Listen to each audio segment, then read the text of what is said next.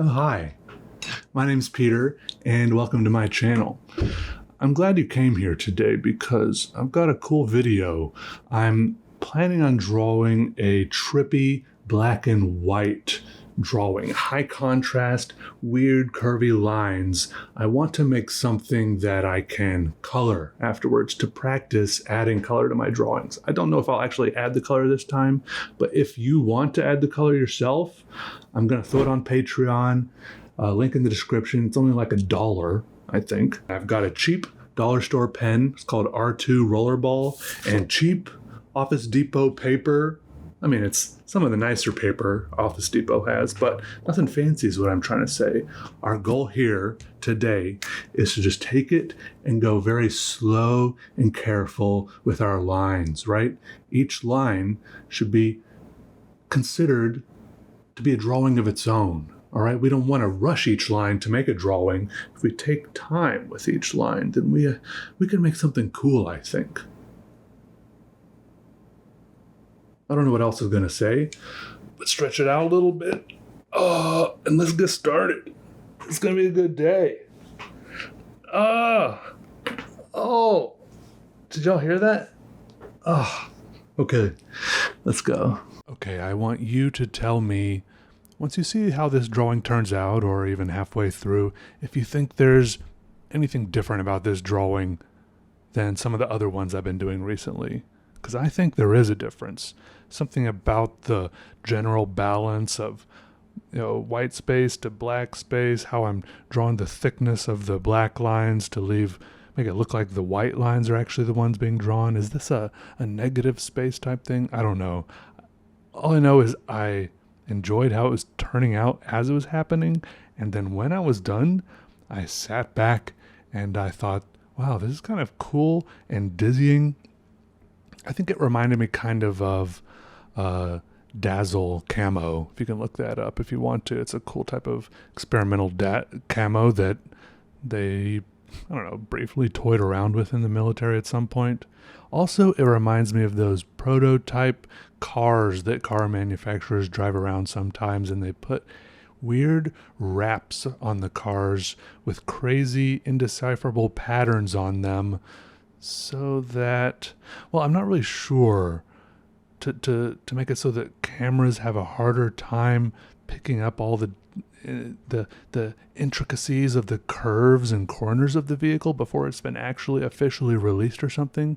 I think they've also, they also put little bits of foam and stuff under the wraps to change the shape of the bodies when they're just out test driving it before it's been actually released. I saw one of the last one I saw was a few years ago. It was a Jeep Grand Wagoneer, it turned out later. I couldn't tell what it was at the time because it didn't exist officially yet. But it was a Jeep Grand Wagoneer back. Remember the days when Jeep mostly made like fun little truck type things, but then is this Jeep Grand Wagoneer their answer to the Escalade or the Tahoe or the Yukon or something? They're like, hey, we need to make our own version of a SWAT attack vehicle that looks like it has bulletproof windows and tires, but is also comfy enough to the modern consumer that it's essentially a movie theater on wheels. What I'm saying is, I saw this thing and it was covered in these incredibly high contrast, swirly little patterns, and it was strange. I was in Florida on vacation in St. Petersburg, driving across one of those crazy long bridges they have there that just seem to go for ages and ages. And that Jeep Grand Wagoneer was next to me, and it had weird little strings hanging off it in all sorts of places, I guess to measure the aerodynamics of it. Oh, and that's the same trip I went to the Salvador Dali Museum, because strangely enough, the biggest Salvador Dali museum in the United States is in St. Petersburg, Florida. Okay, let's take a moment for this video's sponsor, Squarespace, who make it really easy to design and host your own website. You should go check out their Fluid Engine. This is a grid-based method for designing websites. You don't got to worry about formatting images and text blocks and them moving each other around. Just drop every element where you want it, drag to adjust its size. It's very intuitive, and you don't got to be an expert in web design to make a polished and professional page. For example, I was just thinking you could easily sell some stuff with their e-commerce options or show off your work with a nice gallery page. What do you say? Go to squarespace.com/PeterDraws for a free trial. And when you're ready to launch, use offer code PeterDraws to save 10% off your first purchase of a website or domain. I can't remember off the top of my head why exactly the Salvador Dali Museum, the biggest one in the United States, is in St. Petersburg, Florida. I think it has something to do with maybe his wife or sister or daughter or something, some relative ending up there, or maybe that's where the biggest collector of his paintings and artwork ended up. But it's a cool museum. Everything in there was amazing except for the gift shop. There were huge rooms with massive paintings of his that I'd never seen before, and I was just wandering around amazed. The whole architecture of the building is incredible. It's very surrealistic and Dali-esque. Is that a word? Like there's a big egg-shaped glass thing sticking up out of the middle of the building, and even outside the landscaping is beautiful. There's a hedge maze. I think that's what it's called. I've talked about this before. I think I mentioned that I made it to the middle of the hedge maze, which is, I'll admit, a little bit wimpy because all of the hedges are only about 2 feet tall. So you can kind of see what's going on and just kind of jump to the middle if you wanted to skip over some hedges. But as soon as I got to the middle, it started raining, which seemed kind of surrealist for it to start raining as soon as you get to the middle, and then you got to decide. Do I run out? Do I remember how I got in here? Do I just jump over all the bushes to get out? Or do I just wait it out and enjoy the sprinkle of Florida rain here in the middle of the Salvador Dali knee-high hedge maze? I think it only rained for like 2 minutes, so I didn't really have a chance to make that decision. In other news, I think that there is perhaps a worrying buildup, a conglomeration, perhaps a civilization, or at the very least an army of ants growing underneath my house in the crawl space, because I've done a pretty good insect treatment around my house. Even the exterminator person came and sprayed and sprinkled stuff, but still, every night when I go to bed and I'm walking around, checking the doors, turning off all the lights, telling Rose that it's time for bed, I cast my eyes about and wonder about the morning. And I wonder, will I see a trail of ants when I wake up? A trail of ants can pop up almost anywhere as they lock onto and get obsessed with almost any little speck or crumb of food that didn't quite get cleaned up. You can be a pretty clean person, I feel like. And if for example, this is a true story, this is a true thing that happened, if you drop one little shred of grated Parmesan cheese on the floor and that doesn't get cleaned up, by the time you go to bed and wake up the next morning, there could be a trail of ants going across the floor and a whole big lollapalooza of ants crowding around it, having a great time. So that's what happens. When I go to bed, I wonder, will there be ants tomorrow? And when I wake up in the morning, I wonder, are there any ants around? And I go over to the coffee maker and I cast my eyes across the kitchen counter. And a lot of the time, there's nothing. Even if we were a little bit messy and tired the previous night and we didn't do all the dishes and we didn't completely wipe down all the counters. But sometimes the previous night we cleaned really hard and there's no dirty dishes in the sink and the counters are spotless. But they still find something and there's a trail of ants and I have to, first thing in the morning, I gotta go into battle mode. And that may sound harsh to you, but to me, these ants are launching a war against me. They send out scouts, they send out raiding parties if the scouts find something interesting, and then before you know it, there's a whole ant highway and an ant burning man going off in the middle of my kitchen floor or counter. Or one time, I think we drank some like sweet tea, and there was a little bit maybe dribbling down the outside of the glass. I mean, this is a very human thing. No one is perfectly clean, right? A little bit dribbling down the outside of the glass, and it must have got onto the cup holder. I woke up one morning and there was ants swarming a cup holder on the coffee table, just slurping up all of that sugar on the cup holder from the sweet tea.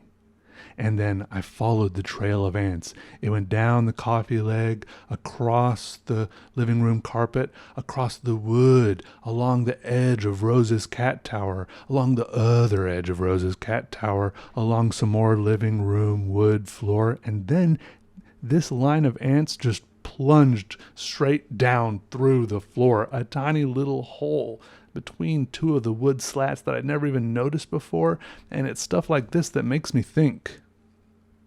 It's stuff like this that makes me think that there is a civilization, a warring civilization of ants growing underneath my house, because they come out of tiny little holes in the counter or the floor. They're under the house. They're not coming from outside the house. They've got to be coming from under the house.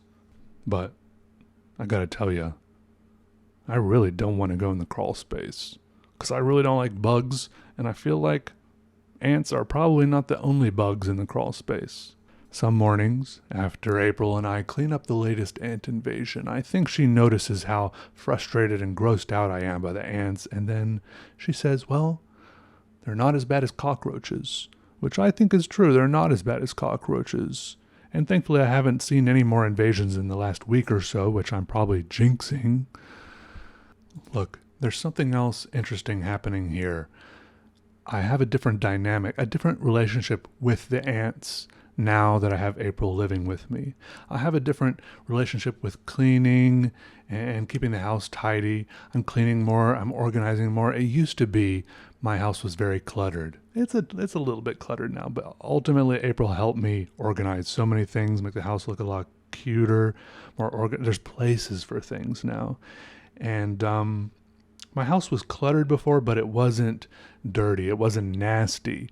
Like, I've always been afraid of ants and bugs, and that's one of the main things that always motivated me to stay, not dirty, right? Like, for a long time, this fear even dictated a lot of my other choices in life. Like, for example, I drink black coffee. And I like black coffee. I drink it because I like it. But a really big upside to drinking black coffee with no cream or sugar in it is that if you do spill some of it, if some of it does dribble down the side of your cup and get on the floor or what have you, you don't got to worry too much about ants coming for it because there's no sugar in there. Same thing with drinking sugar-free sodas like Coke Zero or the Red Bull without sugar in it. I was just making a lot of decisions to avoid even using any substances that I thought could attract ants if I spilled it. Like, the closest I would come was maybe some ice cream or some honey buns. No liquids, no sugary liquids. That's what I was afraid of. But now I switched gears. April loves sugary things, and I do too, secretly. Like, give me that sweet tea. Give me that sweet tea. I'm gonna drink a glass of that for sure. But now that things are more tidy and the house actually has some open surfaces, the floor and every table and counter isn't covered with all my stuff, now the tactic is to just clean, It's okay if there's a little bit of sugar around because I can just wipe the counter down. I couldn't really do that before, so I couldn't use sugar. I didn't want it getting anywhere. I hope that makes some sense. It's just something I've noticed. It's a little interesting change I've noticed in my lifestyle since I'm living with someone else now.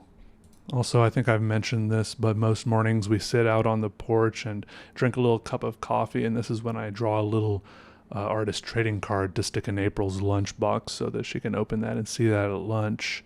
But one of the things I like about this the most is that it's helping me become more in touch with my neighbors and my neighborhood. Because I think it's just because we're out there at the same time every day, we're starting to get in touch with some of our neighbors' habits, right? We start to see the same people walking by every day. There's one lady with some dogs, and then one day we noticed her take her dogs home and then go back out and walk by us with a little Tupperware container, and the next day with a bowl. And it turns out we think she had found a fig tree somewhere, and she had been going back and forth each day loading up a bowl full of figs off some fig tree. And we're like, did she find a fig tree in the park, or does she have some friend with a fig tree down that road? There's another neighbor that we always categorize as the guy who's in a hurry, because he parks right there on the road, and then he zooms off to the stop sign and swerves around the corner, barely slowing down at the stop sign. And I live near a stop sign, so I get to watch a lot of people abuse it, right? Which I kind of understand. It's like a little quiet neighborhood. You don't really need to stop all the time. You can kind of see if other cars are coming. But then some people, it seems like they almost speed up at the stop sign. And late at night, I feel like I'm becoming an old man. Like, hey, slow down. But then, when I'm driving, I barely, I kind of roll that thing too. But it's my stop sign. I feel like I can do that with my stop sign. I just don't want, people who are my neighbors doing it. I don't mind too much if my neighbors do it. There is that one guy who always seems like he's in a rush. That's a different feeling. You can running a stop sign for fun, or because you're just cruising, or you just don't like stop signs, is different than running a stop sign because you left late for work. Those are different vibes to me. Okay, well, thanks for watching and listening and hanging out with me, everybody. Let me know what you think about this drawing, and if you want to get it, you can get a high resolution version of it on Patreon. I think it's $1. So head on over there. Thank you for everyone who has been a Patreon member for all this time. I don't put stuff on there very often. It's mostly just a little way to support me, and I appreciate it. Even if you're just here watching and not saying anything or clicking on any buttons, I appreciate the support. All right, bye everybody. Take care. Bye.